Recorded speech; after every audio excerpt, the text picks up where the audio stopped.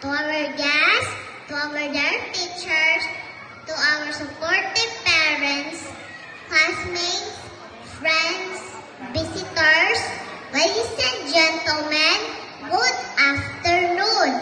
Today is a remarkable day for us kindergarten pupils as we finish one level of our learning and move up to the next level.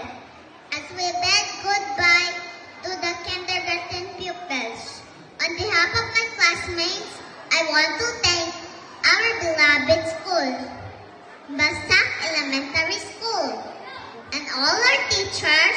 Thank you for taking care of us, especially to our advisor, Mrs. Isil Marie M. Laurel, for the patience in teaching us.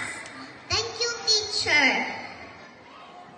To our dear parents, thank you for your love and support.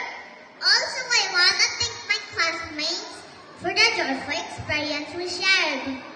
I would like to thank our Almighty God, Jesus Christ,